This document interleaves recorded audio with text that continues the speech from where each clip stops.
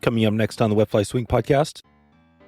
Like the worst day of my life playing on repeat and like learning how to walk and swallow and slightly talk and God, just everything. And like the therapist there, like we worked on tying my shoes, which took me like until January, like God, months later, which was so painful. Like I can't even tie my freaking shoes. And how do I tie a fly? And I would just like daydream in my hospital bed about tying Hippie Stomper and like, what do I do to tie worms? And that was Andrew Grillos describing what has kept him going after having a major stroke.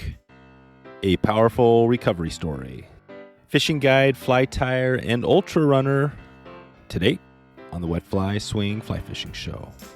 Welcome to the Wet Fly Swing Fly Fishing Show, where you discover tips, tricks, and tools from the leading names in fly fishing today. Hey, how you doing today? Thanks for stopping by the show. If you've been getting any value out of this show, we would love a review. If you could leave a 5-star review if you've been enjoying this thing, that would be amazing. You can do that right now in your app of choice that you have. And if you can't find it, you can go also to wetflyswing.com/love, and that'll give you a couple options to click and leave a review on a few apps. Thanks in advance if you've already left a review. Today's episode is sponsored by Angler's Coffee, roasting a full range of coffee with one goal in mind, delivering excellent coffee to every single angler. They've got a blend for every taste, a dry dropper on the go tea bag option, the roast sampler, and everything else. You've heard it before. Joe is definitely going strong. You can head over to wetflyswing.com/anglers right now. That's ANGLERS to support a sustainable company with unsurpassed taste. We're also sponsored by Bearvault, who has the perfect solution to keep your provisions secure while heading into the backcountry. Bearvault builds a rugged polycarbonate locking canister that keeps bears and other wild animals out of your stuff. Proper food storage is a key to an epic trip in the backcountry. You can head over to wetflyswing.com/Bearvault right now to check out this must-see solution. That's Bearvault, BEARVAULT.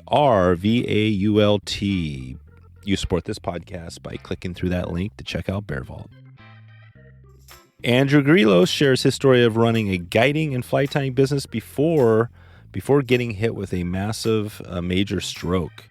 We hear the story of how this happened not long after running an ultramarathon.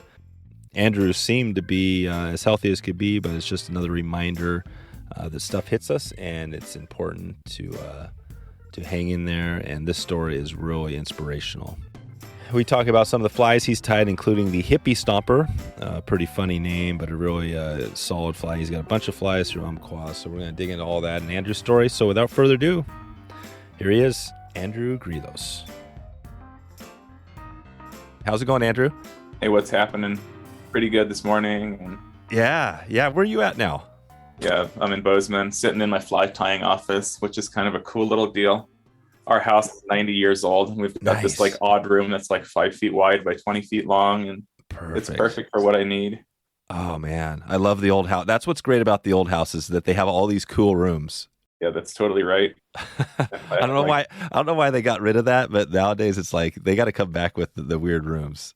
Yeah, they didn't consider like fly tying and gear rooms. No, exactly.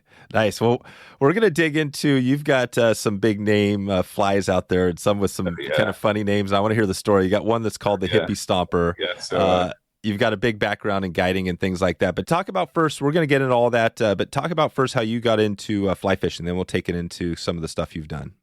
Yeah, it was something that my stepdad, he kind of introduced me to when I was probably like 10 years old or so. And he loved the outdoors, like hunting and fishing. And I was actually the one that was like, let's try this fly fishing thing out. And he's like totally obliged me, like, that sounds great. Let's go do it. And let's go to like in Denver. It was like Gart Brothers was like the big chain, crappy, like sporting goods store.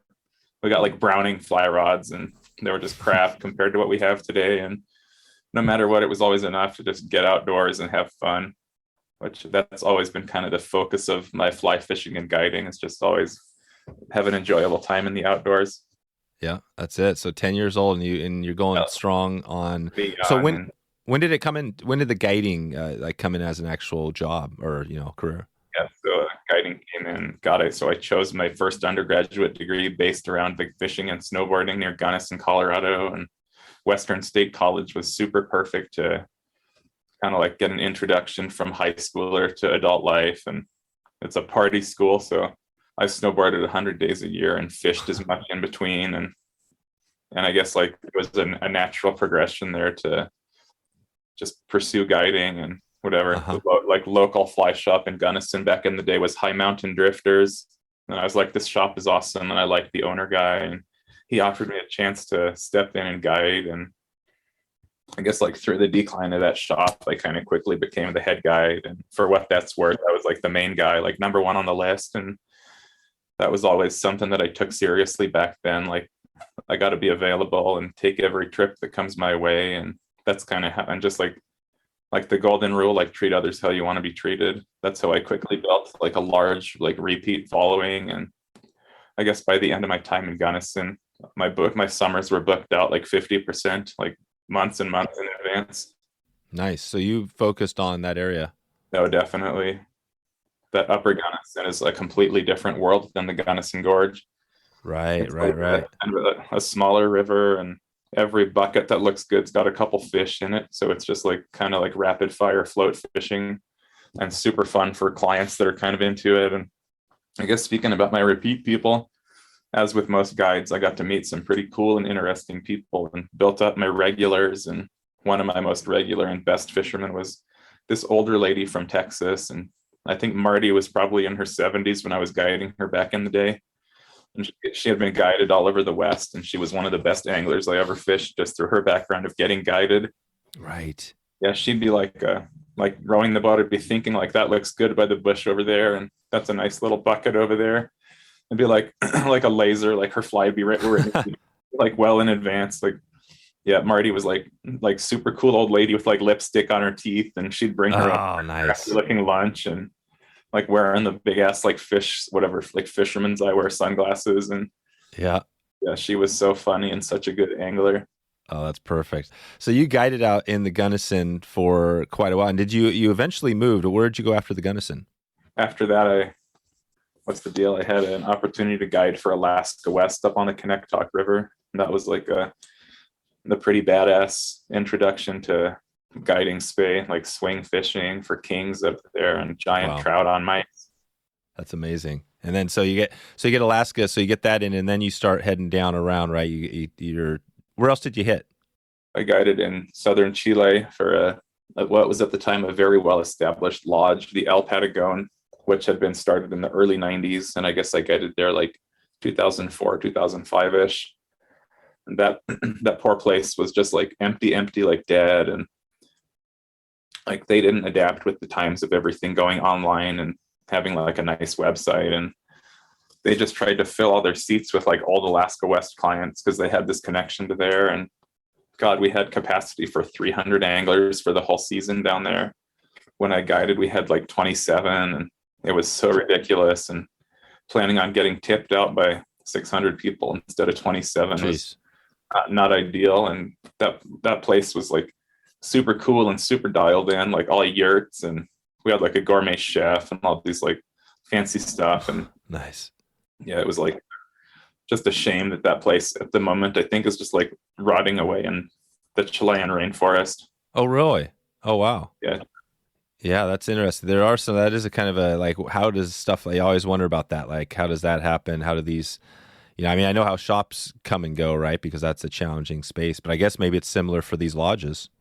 And like I said, that place refused to adapt to the online shift. Oh, right. They thought they could just be like word of mouth and like some ad in the back of some crappy fly fishing magazine and gotcha, and fill all their seats. And they never adapted and they died. That's it. Well, you've been a ton of different places. I'm curious, you got a couple of flies, probably more than a couple, but one of them, the Hippie Stomper. I want to hear, before we get into this, I want to hear how that fly came to be. Like the name is pretty funny. And there's kind of a good backstory on it. So one of my very good friends from guiding in the Gunnison Gorge, if not like a mentor, but kind of close, I learned a lot from him. My good friend, his name is Chris Mortimer. I think at that time he had more experience in the Gunnison Gorge than anyone. He was like the go-to guide through the 80s and 90s. And we would always kind of mess with our clients, just kind of a fun way, and give them a hard time.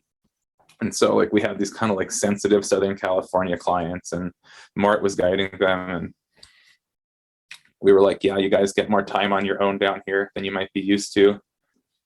We kind of have to deal with camp stuff, and you might be able to walk off on your own and fish a little without us if you want to. And so the sensitive clients were like, oh, what do we do if you're not there to net the fish for us? And Mort's like, all right, I just like to drag the fish up into the sand and give it the old hippie stomp and kick it back into the water, just messing with these people. And I had never heard the term hippie stomp, and I thought that was a super funny name for a fly. Yep. I guess kind of like as an homage to my friend Mort. He was a good dude, like grew up in Casper, Wyoming, kind of like not old boy, but like just like, yeah, like just like Casper, like a little bit redneck and whatever. And yeah, he totally did, like guiding his clients like stoned to the bejesus and like a bunch of chew in his teeth, and pretty hilarious. Oh man, that sounds amazing. That's like the perfect mix. I think the perfect mix is the mix between that, you know what I mean, a little bit of the old school country and then a little bit of the hippie. You know what I mean? It seems like that's always a nice mix because you can see both sides. Oh yeah, and like he'd be super stoned with his teeth full of chew, and just like we had all these little inside jokes that would like pass each other on the river and make funny faces at each other and just start laughing, and just such a silly place to guide. And there's no guiding like that anywhere in the world that I've experienced. No kidding. Like it's like our party as the guides, and the clients get to come along. Wow. We'd be like cracking beers at like 9 a.m., like cooking breakfast and like just having beers all day long, and it's super ridiculous. Just such a fun, like like salmon fly party. Wow. So this is let's dig into that a little bit, because this is pretty awesome. And the Gunnison, I don't think we've talked about specifically, but yeah, it sounds like this party. I mean, this is like a canyon trip. Oh God. Yeah. Like, typically like what is it? I think a 2-night or a 3-night trip. And I think it's like 14 miles of river. You kind of spread them out and like make the whatever 3 or 4 day trip out of it. Yep. Yeah. You got to like drag it out on one day and then just like go faster and kind of hammer spots and fish on the move the other days, which is super ideal. Like during the peak of salmon fly time, get like a lazier day to get the dudes in the groove, and then kind of haul ass and hit all the spots where, you know, the big fish are. Wow. So what is that? What's the peak of salmon fly, or what was it on the Gunnison? Oh God, like peak is always like the big, like $1 million question. Yeah. Clients would be like, all right, we want to book the best date next year. Yeah. It's like a total crapshoot. Yeah. You never know. What's the range? What would be a good, if you say I got a good shot maybe to hit it, what would the range be? Around June 20th is what we'd always say. Yeah. It's like stock response. Like June 20th is the best day. See you next year. That's right. June 20th. And actually June 20, what is, yeah, that's like, isn't June 22nd Earth Day, right? Or am I off on that? I think it might be. That's pretty good. So June 22nd. So you could be like a month before or after that, or a few weeks before or after that, and still hit it? Yeah, like a few weeks before, it'd be like crazy good nymphing. And so this was like before the days of the Pets rubber legs for me. It'd be like a Kaufman Stone, and yeah, God, there were some other funny ones back then, and like the Big Creek, just whatever. Yeah, like dumb big fly would just have like a ton of fish hooked up on the bobber rig, and it had its little like technical stuff and like in and out, like, oh God, they're eating trichos today, or like they're eating these little black midges. And yeah, you just get used to fishing like a size 6 nymph and then drag a little bitty thing behind it, which was never ideal. Oh man, I just always liked fishing big flies and big tippet. Yeah, going big. So that's what you like. You just throw on the biggest, gaudiest stuff and go for it. Yeah, you're right there. I would fish like our like salmon dry fly leader would be like 5 feet of maximum 12 pound. Hook a branch and drag the branch into the river and not lose your fly. Yeah. It was like those aren't picky, and it's not presentation. Like you just smack them out there, and the short leader lets you pull on fish harder, which I think's better. Right. Just yank them in and let them go. So why is that it seems like they're not, does it not get as much pressure as some of those other places out there?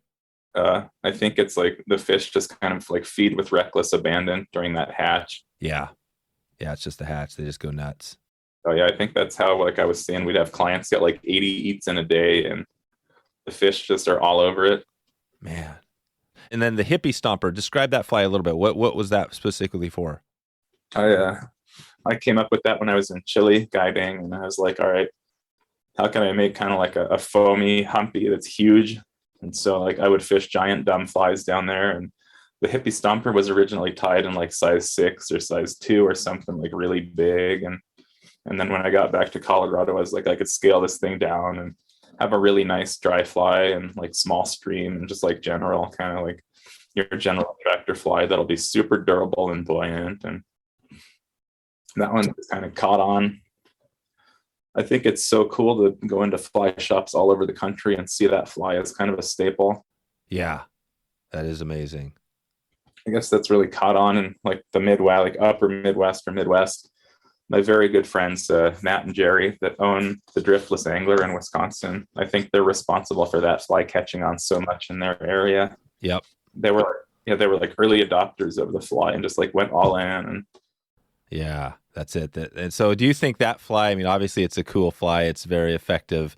Do you think the name was a big reason why it was able to, other than Jerry obviously doing some work up there, do you think the name had a big part of that?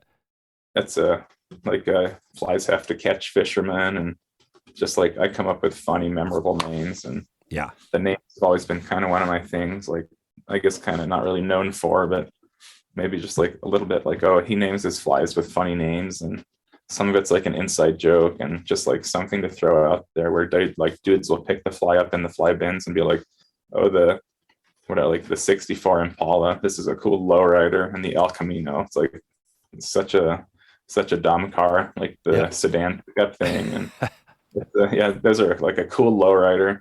Yeah. The El Camino. What are some of your other fly? Could you give us a little rundown of some of the names? Yeah. I guess like one kind of winner is the heavy metal worm, which unfortunately has kind of been discontinued a year or two ago. Uh-huh. How it goes, like if they don't sell enough and it's not worth the investment in producing them over and over. And oh, right. Ever since I was a little kid, I've been into like heavy metal and punk rock and all that stuff. And I was like, heavy metal worm will be perfect, and combine a wire worm and a tungsten bead and like a rubber band. And it's like super dirty and just gets down and gets them. Right. Like heavy sparse flies will sink quicker than like a big fat Pat's rubber legs, and just like the resistance dropping in the water column. Yep. Yeah, like just like a small super dense fly.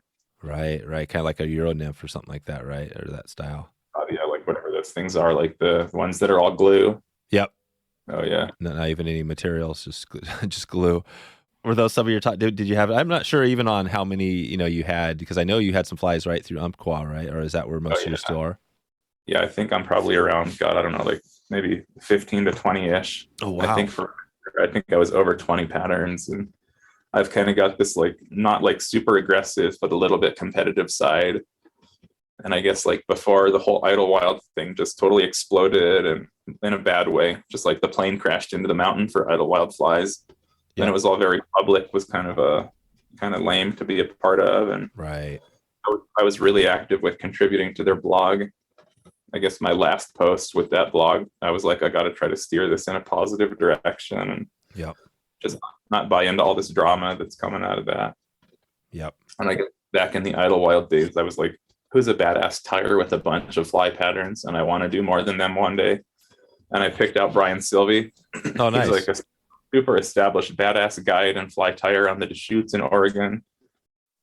And I was like, one day I'll get more commercially produced flies than Silvey, which I actually hit that goal a couple of years ago. And I was like, God, Silvey's got 15 flies and I have 22. Yeah, something like that. And that's like kind of a dumb long-term goal that I hit. And yep. That's a good. Yeah, I like that. Like, you got to have goals. Yeah. That's the key. You got to have goals. Keep going. Yeah, like speaking of goals, I look at fly tying and design as a part-time job, just because I've kind of built myself up as like Andrew Grillos, the fly tyer. Yeah, I get like enough in royalties off of it, but I always look at it kind of like I better invest the time in it and submit new flies every year. Yep. And just the whole royalties deal is, as a friend of mine once said, it's like mailbox money. I just have to make the initial time investment in tying all the samples. And once they're done and in production, I get my checks quarterly, which is kind of a nice motivation to look at it as a part-time job and not just submit one crappy fly a year and just expect that to catch on. Right. Yeah. I don't know that space very much because I haven't submitted to Umpqua or anybody else, but we've had a few people on that have told the story of Umpqua. You probably know it is pretty funny. Definitely. It's pretty funny, but we had an episode there where we dug into that, but it kind of reminds me of the book almost like writing books. Like you hear any good authors and they say, write your first book, but you better not stop there because you keep writing because they're going to, you know what I mean? Like you just got to keep writing. It sounds like tying's the same way. Yeah, it is. What's kind of interesting is you can't patent a fly. So all somebody has to do is change the thread and I guess the name and like trademark stuff. And then they can just copy, which is super crappy because like the Hippie Stomper has become such a staple. And then you got brands like Big Y and Catch and all these like mediocre fly brands and even Rio flies just copying Hippie Stompers and other people's like well-established flies. Oh, right. Just changing them a little bit. Just like change it and change the name on it and call it like whatever, like the Hippie Stamper. No way. Something dumb. And oh, wow. So not even being like trying to hide it, just be like, we're just going to just call it just something so everybody kind of knows. Wow. Yeah, like some of the companies like Catch and like Big Y and I don't know, like these super crappy like discount horrible fly companies don't even change the name and the flies are just garbage. That's kind of why I've always been like, this is my fly and I stand with Umpqua. Like none of you are gonna get to copy my shit. Oh, right. Because the quality just goes down so bad. So is that how? Yeah. So that's the Umpqua basically. Well, and we do have that episode. Russ Miller, who's on with Umpqua now. He kind of go on a little tangent about Russ. Sorry to interrupt you there. Oh yeah, go for it. Yeah, the first time I ever met Russ was either at like the FFR trade show years and years ago, or maybe it was like ISC, like a show open to the public or something. And Russ was helping out in the Nautilus Reels booth, and I tell him this to this day. I remember him as the super sunburnt, like enthusiastic guy. He had been fishing all day and was like beet red sunburn. And it was like, he sticks out in my memory because he was like really outgoing and friendly and like the most sunburnt guy I had ever seen, just like beet red. And he's like a friend to this day. And that's cool. We still like, I guess, text and whatever, like Instagram message quite frequently. Yeah. Russ is awesome. That was the funny thing is, like we're saying, the Hippie Stomper is pretty funny because that whole story, Umpqua started with a couple of hippies tying flies, and they're like, definitely. Isn't it like Dennis Black and his brother or something? Yeah, well, it was Kaufman.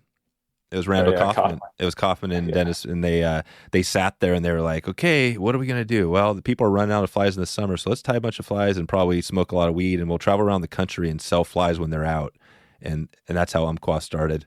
That sounds like my own personal hell. I hate tying the same fly over and over.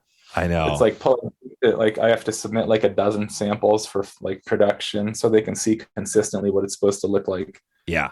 It's like so painful for me to do a dozen of the same fly in a row. So how long does it take you to nail a fly that you do it so it's like it's the same exact every time? Oh God, like I've got to say pre-stroke to be like super consistent, and I believe one of the highest level tires in the industry. Maybe that's kind of self-centered and douchey to say, but I believe I went from like one of the most technically skilled and highly regarded tires. Then I had a stroke, and now my left hand isn't quite perfect, and it's just I've had days where I'm like, I've had to watch my YouTube videos to relearn how to tie my signature flies, and it's super sad and frustrating. And I guess to that note, like, I'm pretty fine with sharing my experiences out there. And like, I've literally spent hours sitting at my vise, just crying like out of sadness and frustration for God, what did I lose? And I just messed up 6 Hippie Stompers in a row. And yeah, it's been such a horrible, hard road to have a massive stroke at age 37. Like I said in that little documentary that I sent the link to, like I'm an ultramarathon runner, and I finished running my first 100-miler like 3 months before my stroke, and they were completely unrelated, but it was just like, I'm badass runner guy, and I'm in like a physical like rehab room with like 85-year-olds with walkers and catheter bags. It's just so horrible. So that's it. I mean, you went from basically, like you're saying, tying these amazing flies to literally trying to survive. Oh yeah, for sure.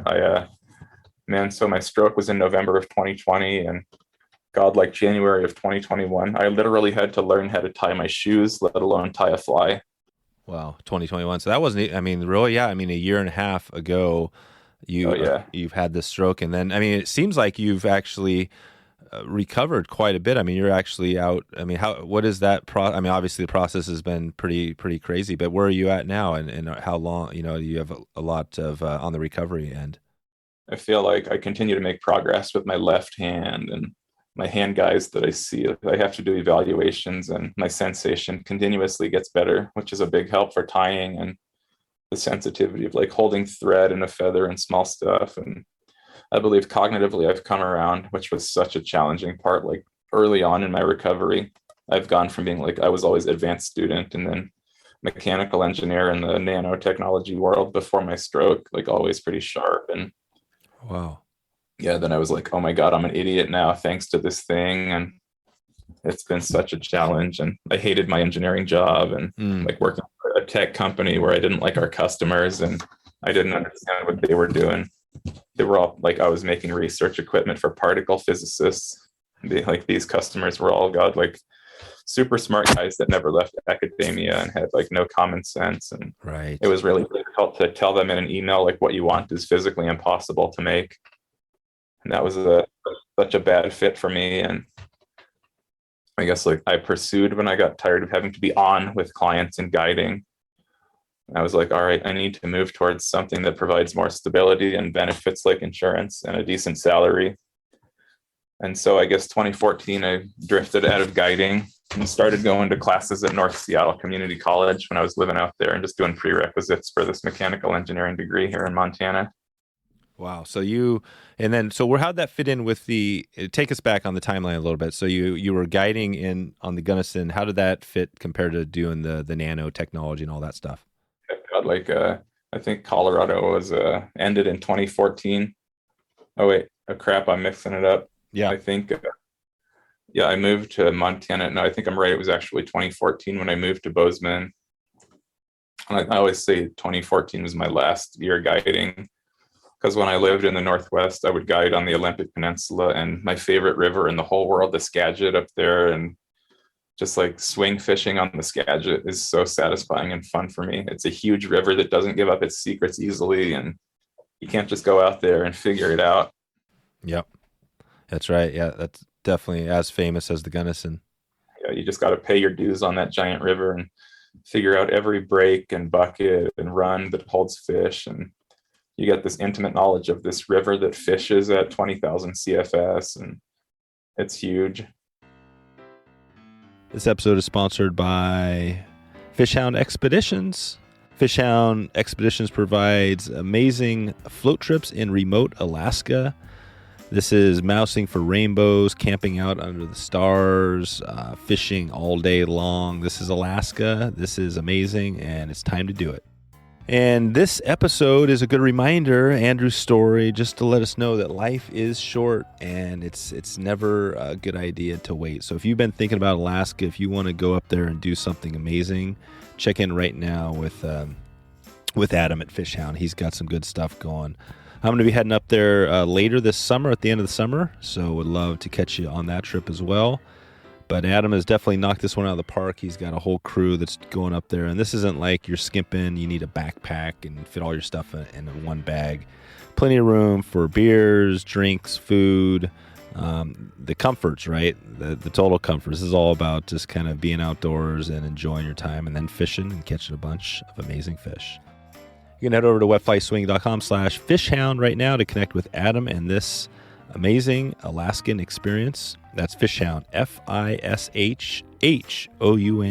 FishHound. Check them out right now. You support this podcast by clicking over to FishHound. What's your one? There's a lot of steelheaders that listen to this. What's your one? Give us a steelhead tip out there if you're on a big river. How do you find those fish? Yeah, definitely. I would say there's a lot of guys that just think the casting is part of it and just step out knee deep in like riffly water that is just a waste of time. Yep. Just like read the water and imagine what your fly is doing at the end of your line instead of just chucking it out there and thinking that it's swinging across and you're going to catch one. Mm-hmm. And so it's not just casting, it's actually fishing. Yep. So you've got to just not give up and just picture what your fly is doing out there and don't mend it left and right and just make your cast good and just fish your fly and Yep.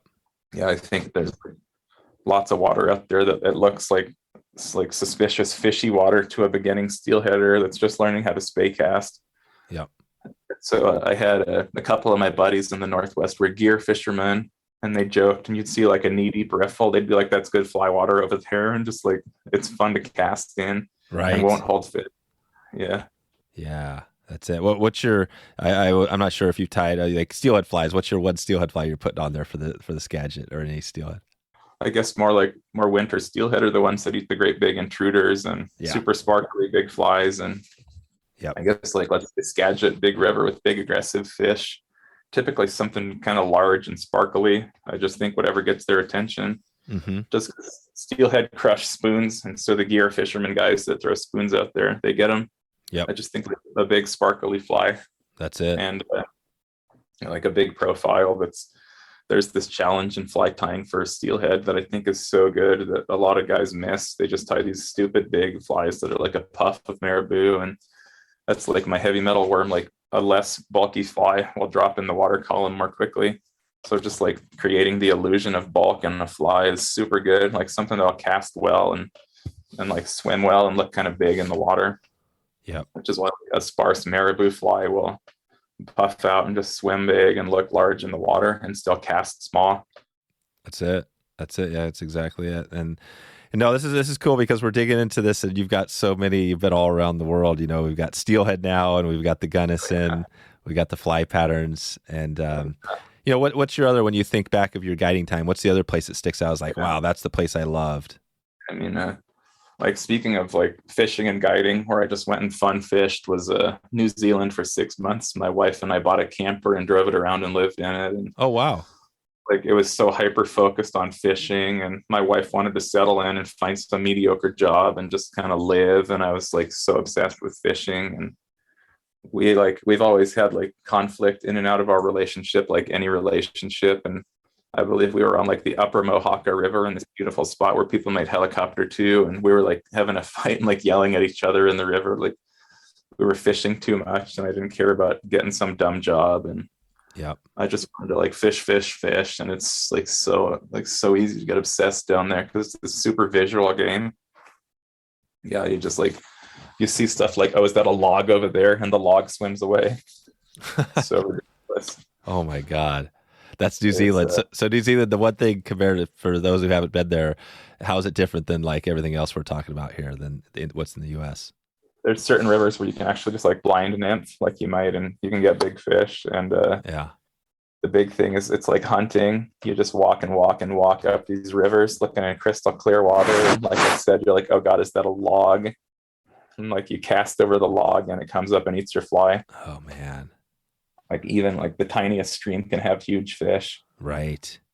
Yeah, which was like a super cool experience we had on this little bitty creek there. Like, God, it was like 4 feet across, and we just walked up it. And there's one pool that's maybe the size of like a hot tub, and there's probably like that fish was probably like a 26-inch brown just hanging out and just doing its thing, like in the current feeding. I'm like, all right, this is like no bobber and no dry fly fish. Just like throw like an unweighted no bead pheasant tail up there and watch the fish come right over and eat it. Just like so visual. It's just so easy to get super obsessed. There's like, honestly, it's like steelhead fishing. There's this big emotional investment in it. It's like the most crushing defeat if you hike 6 miles and then you blow it and scare the fish. And right. Like this roller coaster. And you guys did this just recently? Oh God, that was like 2009. Oh, okay. No, yeah, this is a while back. Gotcha, 2009. Yeah. So you guys are still.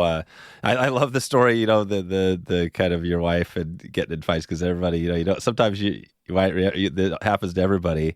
But I know that, you know, going back to your stroke, right? I've heard some of that, right? That was a big part of you getting through. Can you talk about that a little bit? It was so horrible and so scary. Like I was laying on the floor in my house, and wife calls 911, and ambulance ride to the hospital here in Bozeman, and flight for life to Salt Lake City, because their University of Utah hospital is like the nearest, like whatever it is, like class 1 or class 5, like brain trauma center. And Bozeman is not equipped for anything like that. They've like flight for life people to Utah, and it was like emergency brain surgery, and saved my life. And just like I spent a month-ish in a rehab hospital.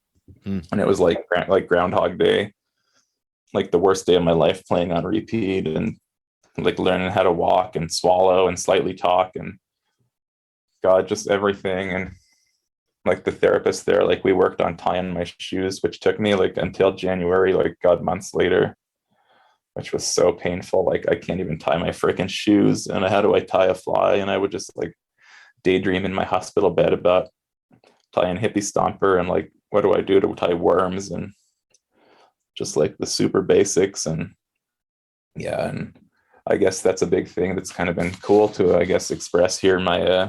I've seen a talk therapy counselor ever since the stroke, and she's been a huge help, just like problem solving life and emotions. And she was the one that helped me get back to fly tying. And I was like, this is so important to me. I'm doing it at such a mediocre level now, thanks to the stroke. And this was like early on. And she was like, just break it down. And why don't you start at the basics? And I guess through like basics and obsession, I've rebuilt like over 2 decades of fly tying. And God, I got super obsessed, and I tied like hundreds of San Juan worms, and that all just kind of retaught me like thread and material control. And I guess more recently, I guess like probably 9 months to a year-ish ago, like my favorite tying is like steelhead hairwings, just like kind of like dry line summer steelhead flies. Yep. Just like less is more. Like the steelhead Coachman might be my favorite fly to tie ever. Yeah, I think a perfectly executed Coachman is such a pretty and fun fly to tie. That's it. And so I got super obsessed and tied like dozens of those. And God, I think this is so cool. I put them up for auction for like Native Fish Society, and 10 of my steelhead hairwings raised $1,000 for that nonprofit or whatever, that conservation group. Oh, wow. Yeah, that was super cool. Like that was the value on my post-stroke flies. And the guy that bought them is some guy in Idaho. And he's messaged me on Instagram, and he was like, these are so awesome. These are going to have like the best fish karma ever. And they were all post-stroke ties, and just like me working so hard to get my crap together. And God, like, and just like one after the other. And I guess for my 1-year stroke trip to go steelhead fish in Eastern Washington, I filled a large Plano box with hairwings and just let all of my friends that were there pick and choose. And it meant so much to me to get all that practice in and just tell my best friends, like, you guys like pick and choose what you think will work for you. And that was so cool. Wow. Yeah. That is amazing. You're hitting it with me too, because I love the old school hairwing flies. Yeah, they're so fun to tie and just do them really clean, like little pinhead and exactly. Sparse. Tail to curve, right? And yeah, less is more. Yep. So it looks like when you get that thing in the water bed, it's just a little tiny noodle, a little thin noodle. Yeah, it's just so wild. Like that little fly, like swinging across a run nice and quickly, will just get crushed by a fish. They're just so in tune with the world around them, and they see that little green butt and off they go. And like the white wing, I don't know what they see, but I believe it's like a presentation over pattern thing. Oh, right. And who was the steelhead coach? Do you know? I can't remember who invented that one. Oh God, I don't know. That's got to be like an old one. I'm thinking like 7. So I can't remember. Oh yeah. I think there's like a newer, cooler version with some crystal flash in it that I think John Hazel on the Deschutes may have kind of come up with and like modified the old fly. Yeah. Yeah, I think that's the backstory on the more modern one.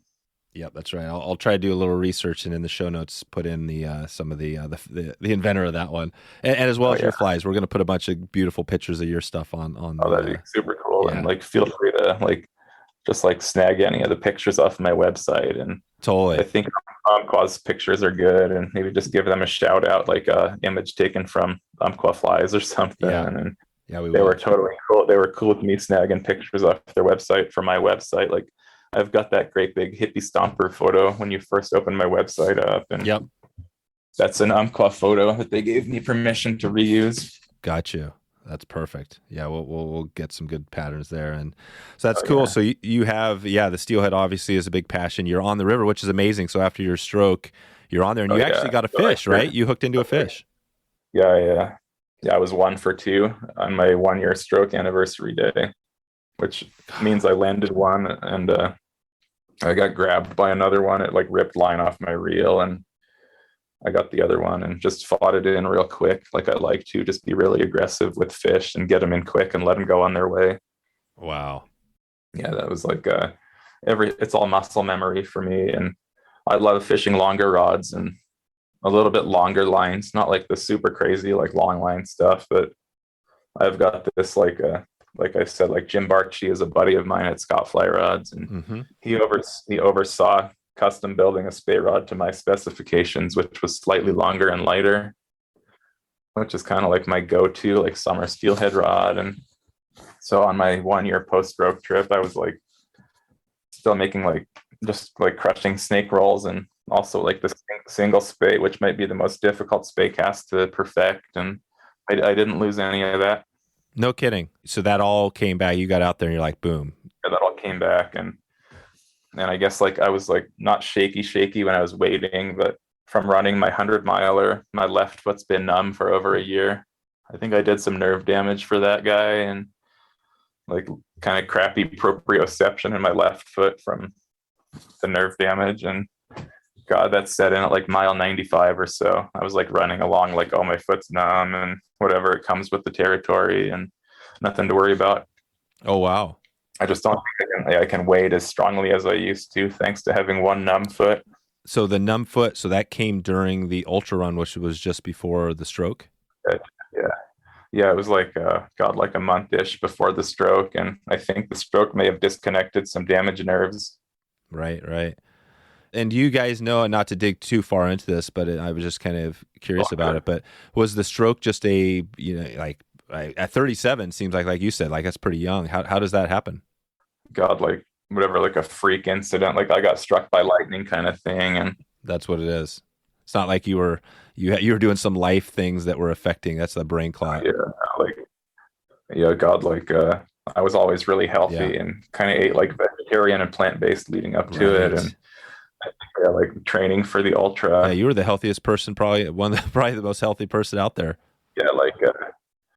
God, I think there's 75% of the population has the same small hole in their heart as I did, which is called a PFO. I guess when you're like an infant, like your heart is kind of in like a left and a right, and it fuses together. And I guess there was some part in my development as a baby that mine didn't totally fuse, which is very common in the population. And although there's no complete explanation to my stroke, just that with at that point, my very low blood pressure and my super low resting heart rate may have allowed a blood clot to form in that little hole, which the brain surgeon said that was a massive clot, and it took them 8 tries to get it out of my brain. And just so crazy, and go from like top of the world, like I'm Mr. Fitness King, and I'm having a blood clot stroke, and that's like what old people have.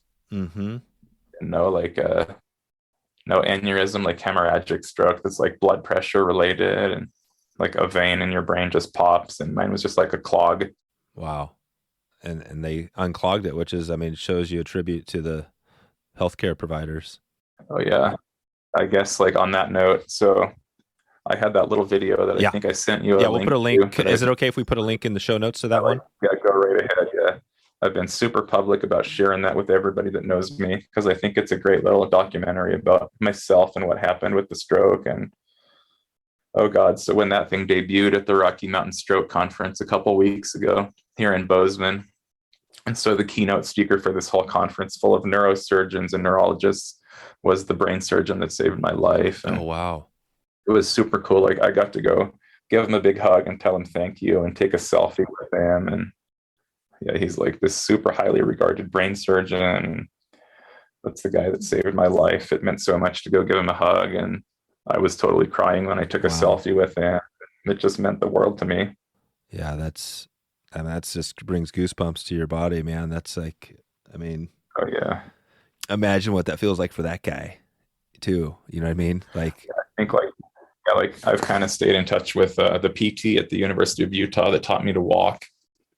And just like, I really want to validate these healthcare providers, like hard work and experience, and just let them know that I'm not some 90-year-old that's just going to go off and die in assisted living. Right. And I can still go out and like trail run and tie flies. And God, like yesterday, one of my best friends, Nick English here in Bozeman, he's another big ultra runner, and he's been in fly fishing forever. And every year we kind of do this deal where we run into Bear Trap Canyon on the Madison River, and fish like 5 or 6 miles into the canyon. So yesterday, I guess we did like a 3.5 mile run in and fished a few hours and ran out. And that's kind of like our super fun multi-sport deal. And I just love being able to tell that PT that taught me to walk, like I can trail run and fish and do all these things that most of your patients never do.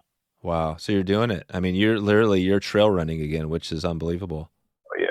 Yeah, for sure. What has been, I mean, for you, Andrew, what's been the thing out of all this stuff? Like, because I can imagine that some people would be thinking like, wow, how do you keep going? But you've not only kept going, what's kept you going?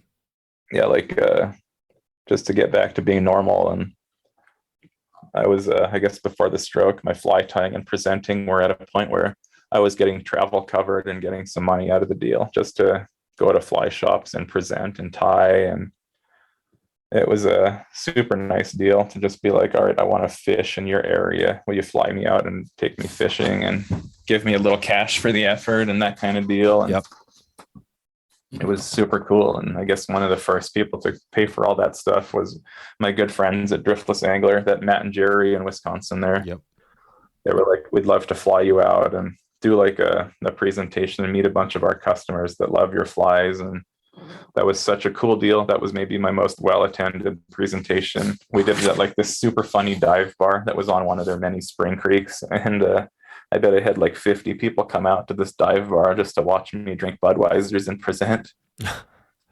Wow. Yeah, it was like so funny. Yeah, I love that. Yeah, the dive bars are money. That's that would be funny to be there. Well, yeah, well, this has been, I mean, obviously this story is unbelievable, I mean, this is, I know I heard about it. Actually, when I heard about it the first time, it was, we did an episode, I'm trying to think of the episode number here. Let's see if I have it. 206, Louis Cahill, who I know is a good, good buddy, great guy. And yeah, Louis and I have been buddies since I guided him in Alaska in 2010. Yep. I was just kind of like, this guy is cool. And he's like a no bullshit guy and just like loves fly fishing and has created this blog that reaches out to tens of thousands of people. And yep, I think his effort has like paid off, and his experiences in life are super cool and interesting to talk about. I think he's like the most interesting man in the world, like that Dos Equis guy. That's right. Yeah, like Louis, like a professional photographer, and like for like newspapers or like something cooler than that. And God, I think like he was photographing for like the circus, like Barnum and Bailey or like or some crap like that. And he told me that he was photographing these like chimpanzees, and they're like full grown, like adult chimpanzees are like super strong and just like total assholes. And yeah, he said that he almost got killed by 2 chimpanzees. Like he's like, I'm a big dude. Like he's like, what is he, like 6'6" and like mid to high 200s or something. I bet he's got to be like 6'4" and 250 or something like that. And he said those chimpanzees threw him around like a rag doll. I know. Yeah, he told that story on episode 206, and it was like, damn. He's like, and since Alaska, we kind of kept in touch. And when I was living in Seattle, I remember he was having some kind of like semi-cancer scare or something, and talking to him being like, man, I hope you're good. It's got to be so scary, and just trying to be empathetic and understanding. Yeah. Not like dismiss it, like you'll beat this. Yep. I think one of the worst things you can do to somebody that's having hard times is be like, oh, thoughts and prayers, and it's just stuff like that. I think it's like, just being empathetic and listening is super key, as I've discovered through this horrible medical crisis. Right. Just having people like that you can relate to. So the best thing for you and probably other people listening, because we're all going to have things that are going to come up, obviously, but is that the empathy where you can actually be there and be like, hey, I feel you. Just hear them out. Yeah. Yeah, definitely just talk through. And God, so I guess like at age almost 40, it's kind of crazy to like connect with somebody and be like, you're going to be my new best friend. And I've like, my new best friend is this guy in Utah. His name's Jake Smith. He's like I think a badass guide in the Salt Lake City area and some cool places in Wyoming.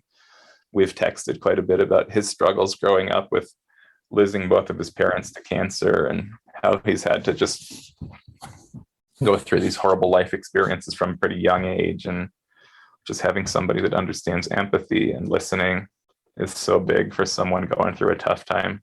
Yep. That's it. I guess that's my big life lesson to share with everybody out there. I was going to say, that was one question I wanted to ask you. What is your big, out of all this that you've been through? It's that, that is it. The empathetic, just be there for somebody. Empathy. And I think just like listening to people and just like hearing them out, and not just looking at silver linings, which are always kind of a crappy way to look at things when you're struggling. Yep. That's it. No, we had the conversation about life, life and death, you know what I mean? That's come up a few times on this because it's such a, it's a crazy, right? And it's easy to, I don't know, sometimes I even find myself blocking out things because like there's stuff going on right in the world. And we had the conversation about like nuclear war and the politics and all, right? All this stuff. It's easy to get, but to get down on some of this, but it's just life. We're all going to die. So, right. Eventually it's just a matter of time. So I don't know, what's your take home message when you think about life and death? Oh God. I mean, I think like I've built my place in the fly fishing world through treating others as I want to be treated and being genuine and honest. So I think just be respectful to others and try to like be understanding of the challenges that they might face. Yep.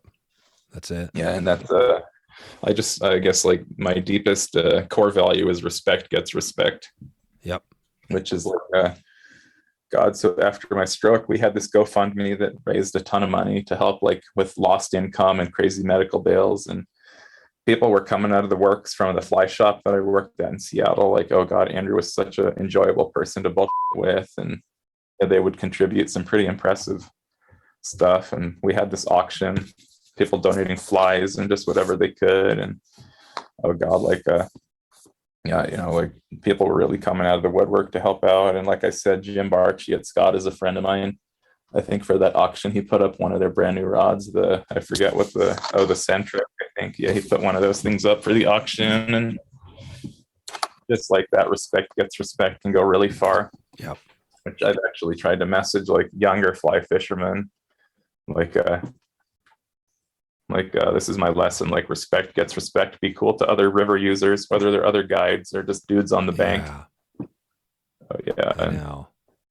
That's kind of like ignited like a little friendship with this kind of funny kid here in Bozeman. He's kind of like a little bit gangster and like grew up in the Chicago suburbs, and yeah, totally funny dude. Yeah. And he loves fly fishing and hunting and snowboarding and whatever. He's just a funny dude. And he sent me one of the more meaningful texts in my recovery, I guess, Instagram message. And then I just replied like, hell yeah, bro. That's so cool. And I really respect you for going out of your way to send me that nice message, and respect gets respect. You got nothing from me but respect, right, and whatever. That's it. He's like Ryan, and yep, he's like this cool kid. And he sent me this message years ago on Insta, like, hey bro, I know you're a Driftless guy and I kind of fished there a lot. I'd love to take you night fishing. I got the hot like mouth spot and just like kind of like little gangster kind of like edge on it. And yeah. And then I wanted to think of a funny reply to him, and I was like, hey bro, I only night fish with pre-band Four Locos. just goofing around with him. Yeah. That's it. You got to have some fun along the way. That's amazing. Yeah. Well, let's take it back to, I want to get back into the Gunnison, because we talked about that at the start, and maybe we can kind of wrap it up with a little bit of a, that. Otherwise I'll just go on and on about my stroke, because that's been, I think the stroke is, I mean, I could sit here and talk all day about that. And that's what's, obviously, I think what we talked about today is hopefully giving some people a little bit of insight, because like we said, we're all going to deal with it. I mean, my dad, he's an older guy, but he's struggling, right? He's struggling now. So it's like, no matter if it happens to you earlier or later. I mean, for me, I always looked at, I didn't really have much ever happen to me. You know what I mean? So I think that's been impacted my life, maybe even in a negative way. Cause like you said, I've never felt any of these struggles, at least. Oh yeah. That's like I was saying, my friend Jake in Utah, he saw his father and his mom die from like the slow agonizing cancer related death. And I believe that's kind of given him more insight as to people have times, and, like it happens, and don't just like, I guess, like negate what's happening with some dumb like thoughts and prayers kind of shit. And today's episode is sponsored by Togens Fly Shop, providing superior quality products at an affordable price. They've got the good stuff going. Justin and the family has you covered when looking for unique in-house products, as well as some of the best brand names. They got it all covered. And recently, They've added rods and lines and reels, and they're up in their game this year. So if you want to get the goods, not just the flight time materials, but get all the gear you need, one stop, Togens has you covered. I recently made another order with Togens, and it's always amazing how fast this stuff comes down. They're up across the border in Canada, but they've got their infrastructure in the U.S. as well. So this is a real easy one to put together. If you want to support a great fly shop and support this podcast, you got to check out Togens right now. You can head over to wetflyswing.com/Togens. That's Togens. They have a diverse selection of products, like I said, and just click over there and take a look right now. That would be amazing, and I would appreciate it. Support this podcast and a great fly shop. Togens, Togens. Okay, back to the show. I wanted to go back to that just because the Gunnison, you started mentioning some. Yeah, definitely. So talk about that. We have this little segment, an older segment called the 222. I think it's perfect here, but it's kind of like top 2 tips, flies, and resources. But the Gunnison, so you fished it a lot. What is, if you're on the river, and we're actually pretty close, it's early June, so probably the salmon fly hatch might be coming up here pretty quick. What would be, if somebody's getting ready for that trip, what are you telling your clients?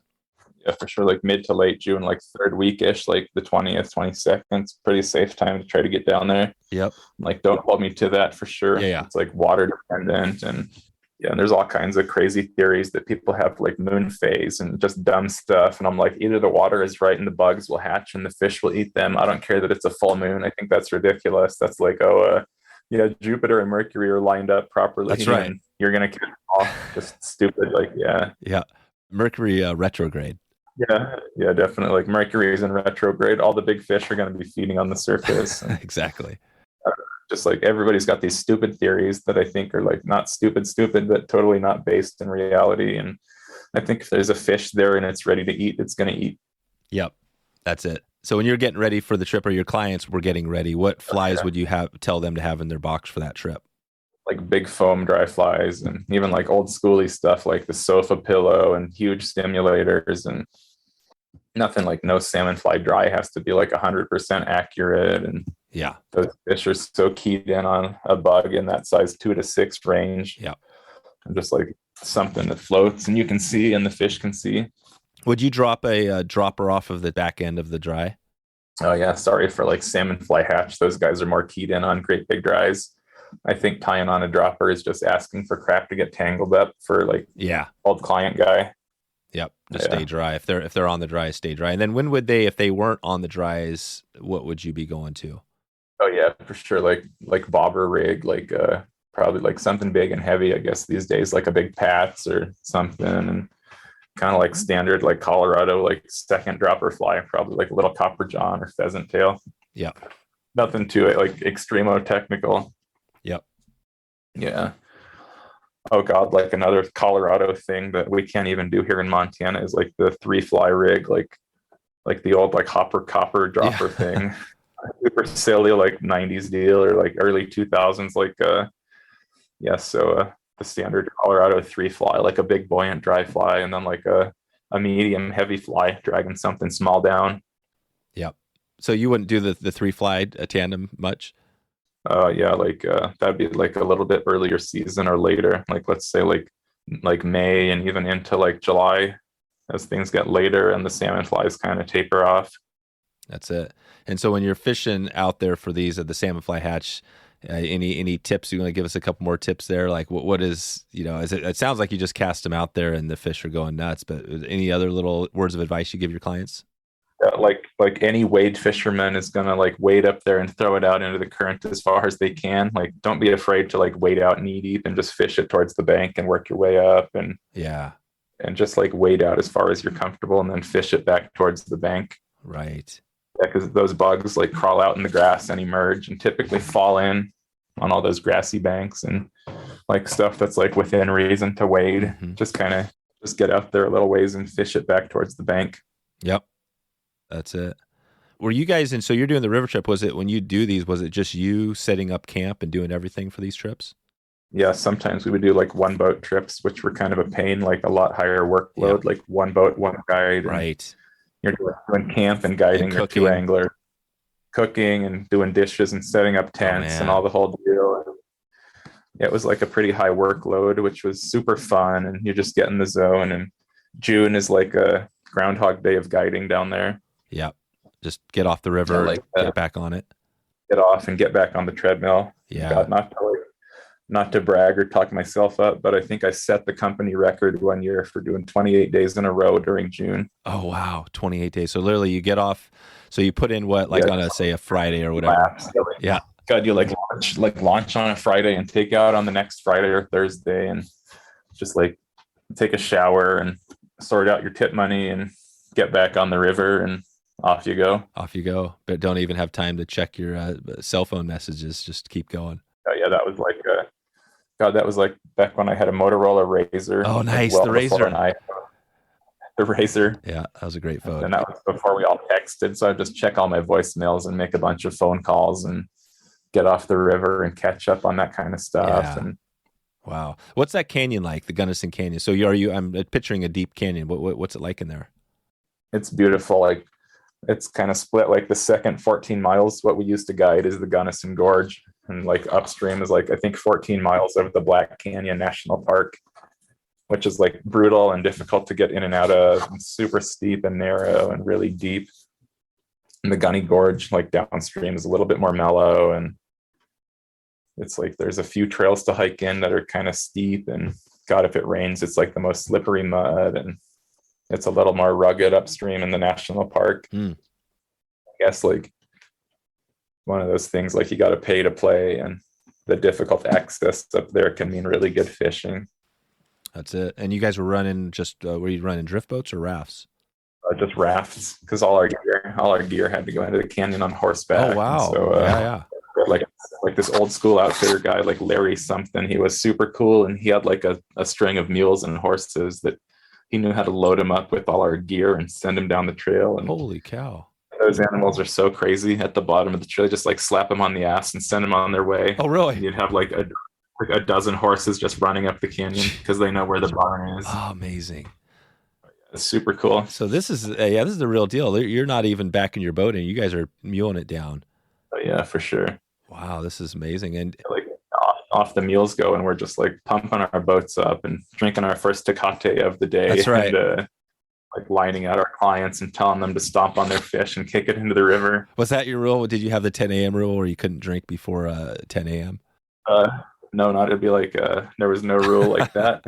Like no rules, like no regulations. Yeah. Like God, like the main rule like is the guide code down there is like don't f your buddy, and in a sense like don't row downstream and fish all the good spots, and don't be late to lunch and don't be late to camp, and that's like don't make the life difficult of the coworkers and your friends that you're down there guiding with. Right.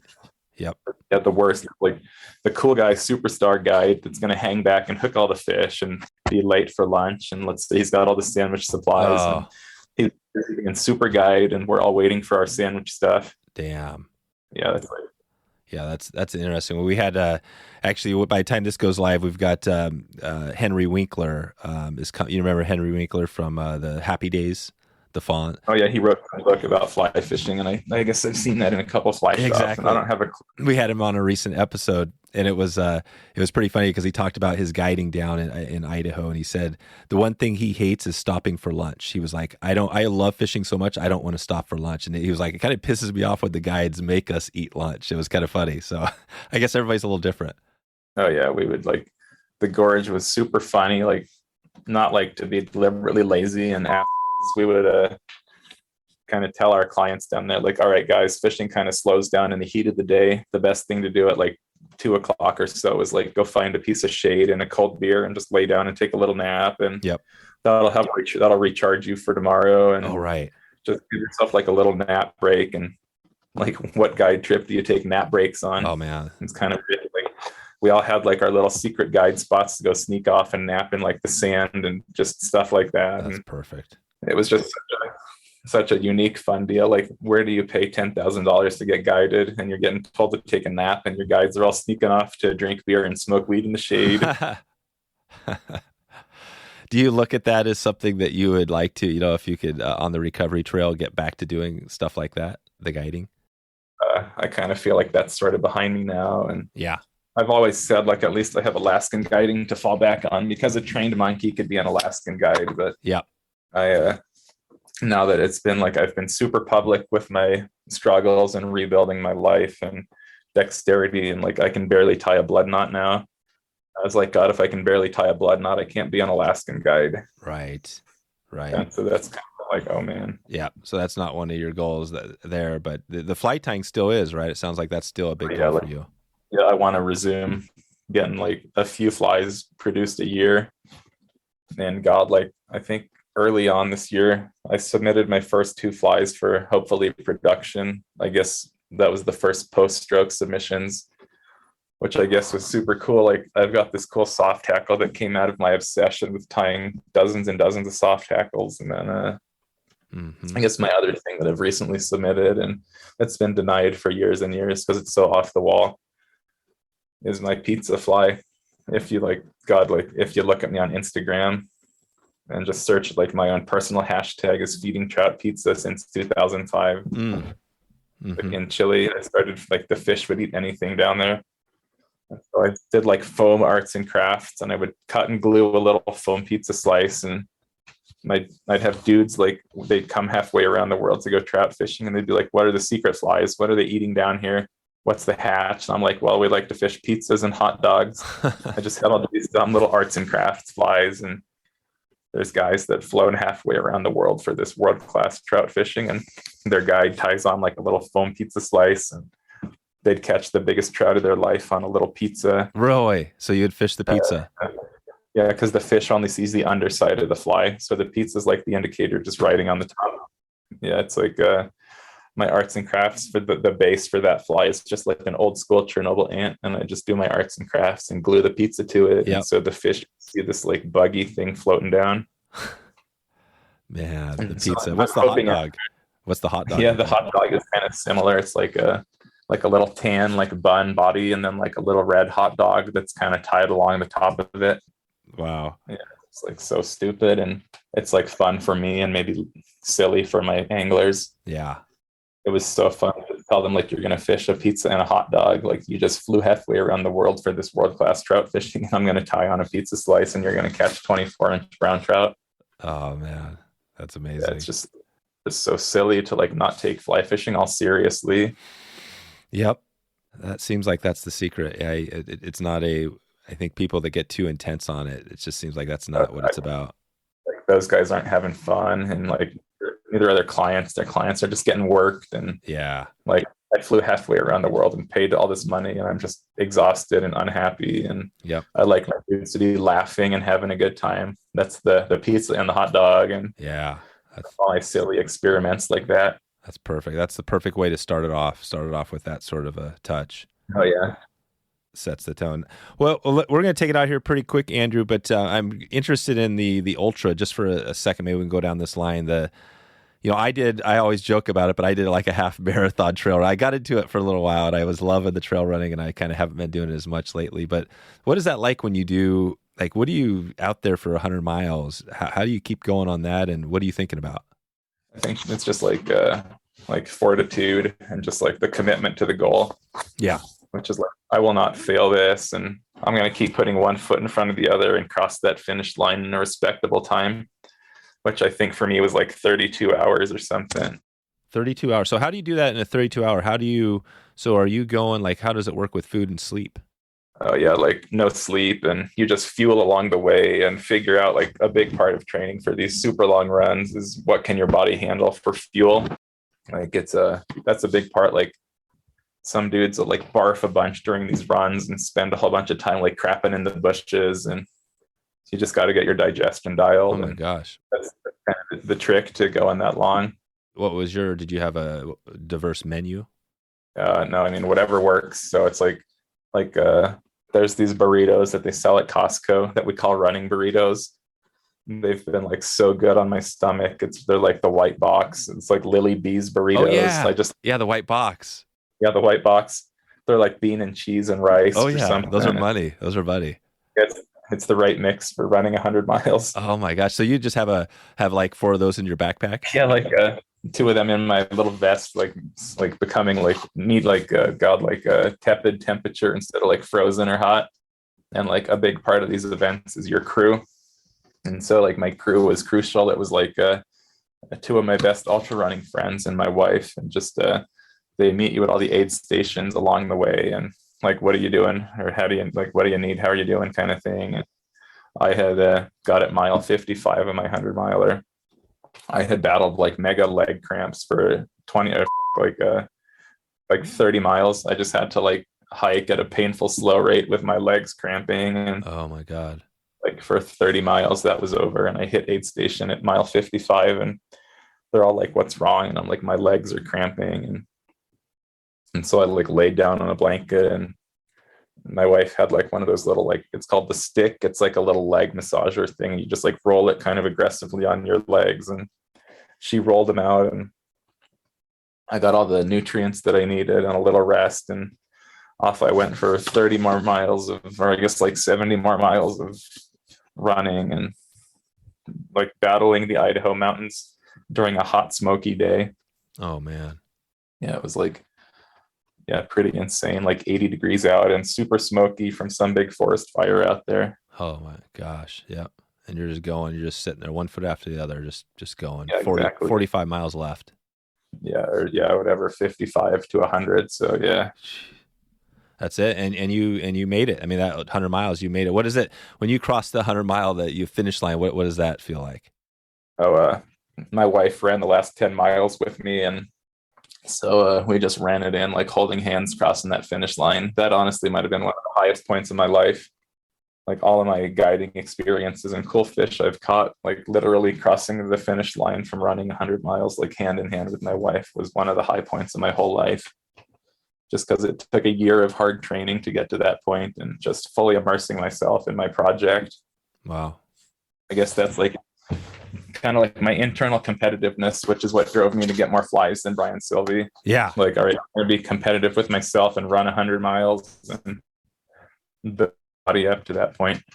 God, Silvey, that's, and I'll make note here just because I like to give people a heads up. Episode 148, we had Brian. Oh, God, yeah. Brian on. It was a great episode. He's like, what a legend. Yeah.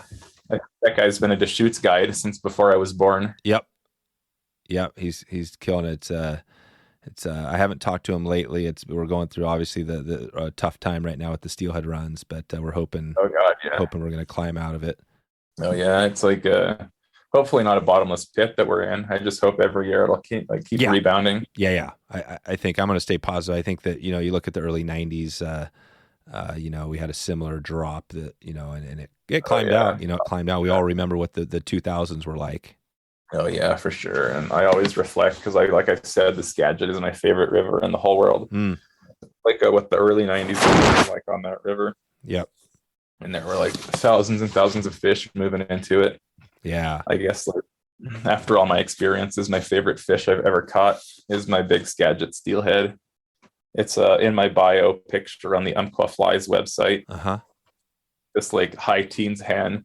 It was like a difficult high bank cast, like big cast, and like 60 or 80 feet out there. And I get this hard crushing grab, and the fish blasts off like 5 feet in the air, and like way into my backing, like immediately, and just such a powerful fish. And my good friend Clay from Sims was fishing with me, and unfortunately he was downstream and missed it. And so my buddy, it's Charles St. Pierre, like kind of legendary Northwest spay caster. Yep. He was like on the bank behind me hanging out, and he snapped that picture, and he's like, do you want help tailing that? And I'm like, no, I got this.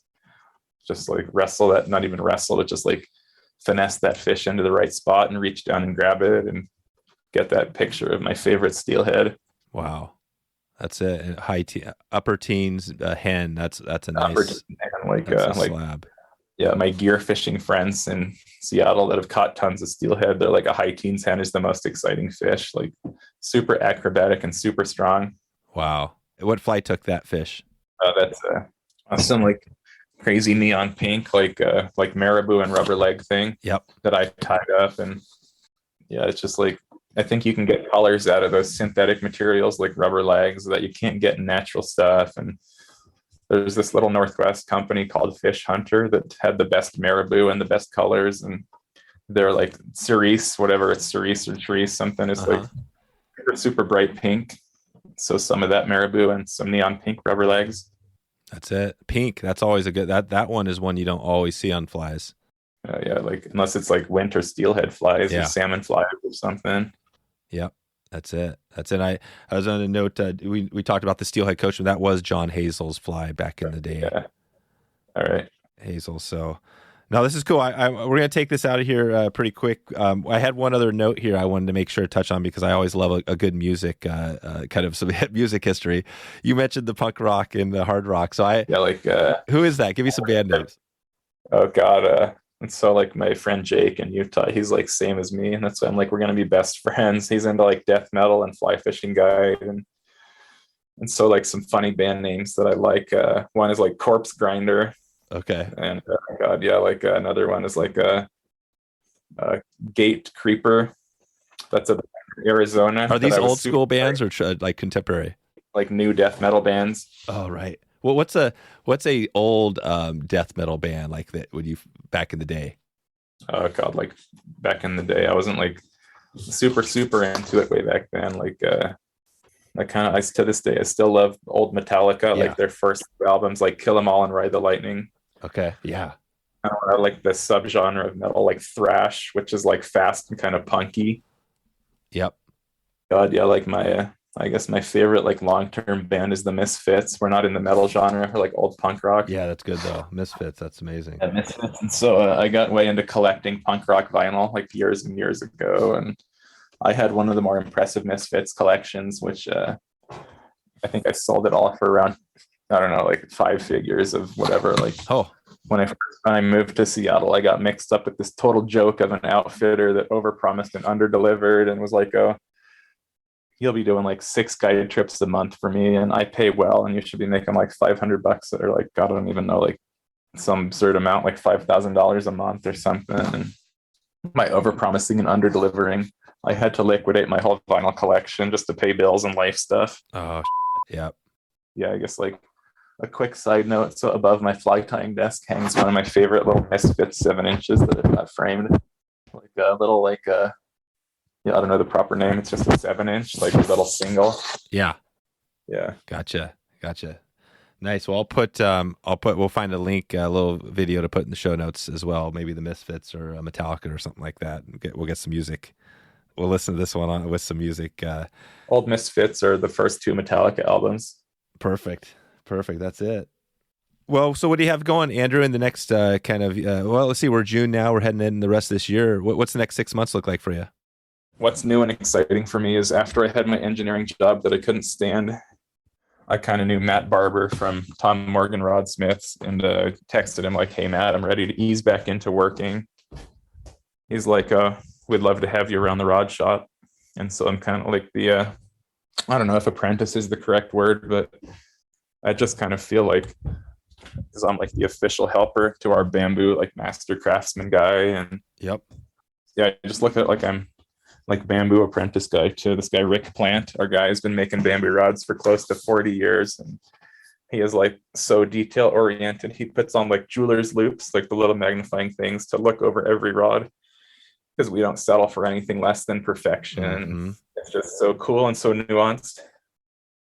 And for me, it's like a mile away from home, so I can walk to and from work. Oh, wow. Love that. Yeah, we, again, doing, like I said at the start, we're going to be pushing 350 episodes, so we've had a lot of the people, but Tom Morgan, we had Matt and Joel on, and they talked about the story. Yeah, such good dudes to be working for and hanging out with. Yeah. What a cool story, too. I think, like, that Tom Morgan story is probably one of the cool stories, right? I mean, just his impact and history. Yeah, just like carry on his legacy and continue. Exactly. Produce the like most high, or like lavishly, not lavish, like the most fine fly rods ever. Yep. Like in carrying on Tom's like vision for his name brand. Exactly. Well, it was perfection, right? Pretty much. That's perfection. It's so cool how we just stick to his vision. And yep. This is like something that was told to me kind of recently. Is we had, I think the owner of the Chicago Cubs was like, he wanted I'd like a bamboo fly rod, and he wanted the wraps to be like Cubs colors. And Tom's vision, like his favorite was maroon. Like you'll get maroon and like it. That's right. definitely. Yeah. So that's still the way they are. They like the traditional. Yeah, we stick to Tom Morgan's vision. Yeah. Like the highest quality everything, and like same colors and whatever he loved. Yep. That's it.